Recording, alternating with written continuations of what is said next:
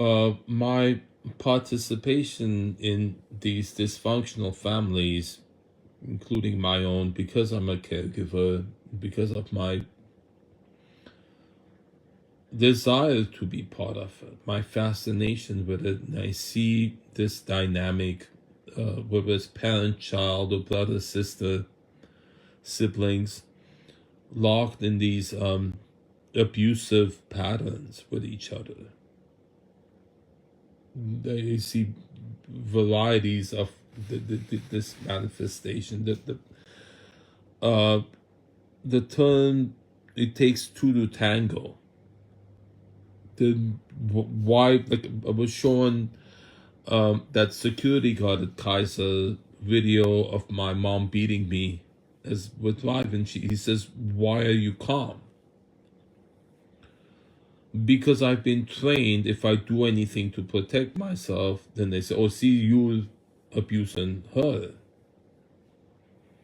They frame you and they call police if they keep bugging you, and then to record anything that you do to protect yourself, any behavior whatsoever, and then to use that to frame you, to make it, if I'm taking a phone away from Tanya because she has it unintentionally, and the only other option is for me to leave, which is wrong, they arrest me for that.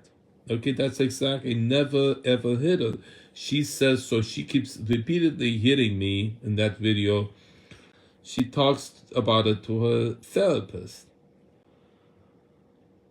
And that cop is obviously, he did so much to hurt me. I was injured. He took photograph of my wrist. He put them on especially hard. It wounded the wound. He photographed it. I wasn't allowed to have a camera, but he photographed it. I told him to make it less painful. He adjusted it. It was just as painful. And then he also grabbed me really, really hard, but in a way that you couldn't, the surveillance there at the jail wouldn't show. So he was doing all kinds of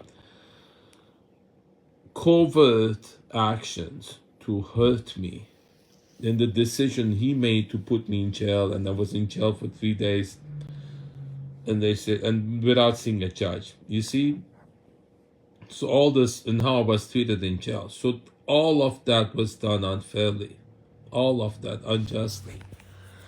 So you see, so, and then so when they say, why aren't you leaving? So in these families, I see it in me and in others. When I don't go to mom, they say, oh, see, you're neglecting her. She says she needs food. She lies about needing food, or not having phone, or not having the key to get inside. And then, or plants her phone in my car when I'm leaving and says, and then people say, you took her phone or something. Why are you neglecting her?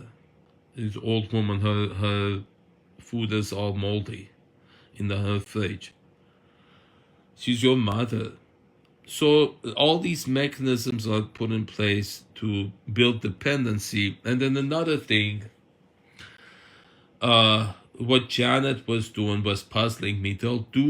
If someone does something extremely loving and nice for you, this is something that would confuse me, but now I understand.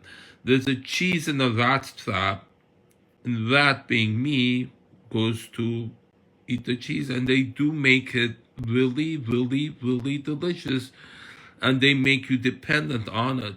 The people who have dependency on chemicals, they get trapped in these abusive relationships where the abuser is the supplier.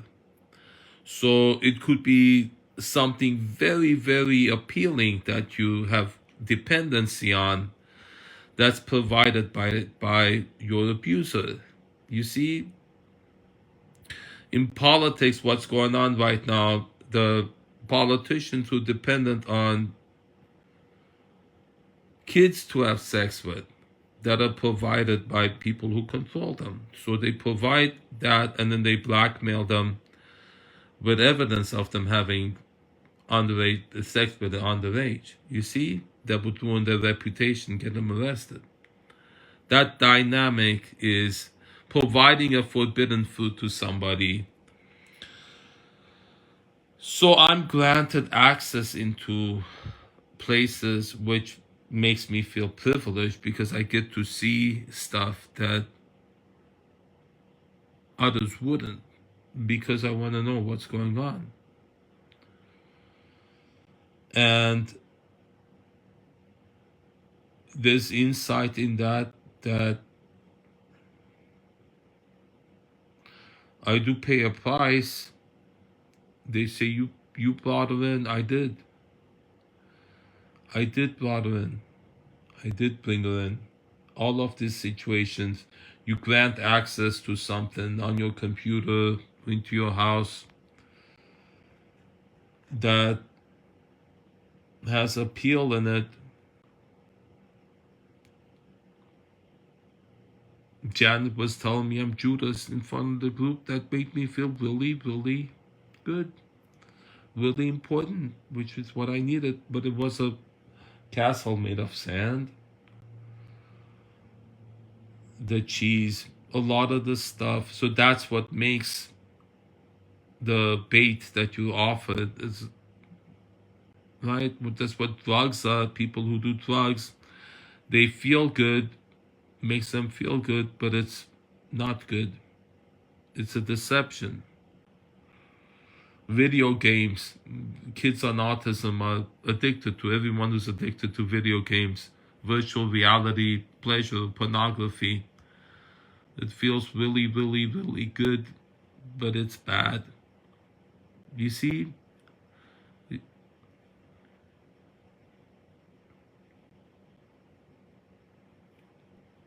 truth be told, that's what it is. And me thinking I'm having access to all this, that for me to learn from. My case study on abuse, it was deceived. I fooled. I granted access to so much of this. Consent. I granted consent to so much of this, thinking I'm paying the price for it. I'm okay with it. I want to know what it's like. That's why you eat the forbidden fruit, to see what it tastes like, knowing it's gonna hurt. Kids want to experience stuff for themselves, even though you tell them don't do that. They want to do it to see what will happen, to feel it on their own skin. This is what it feels like, Zeke. This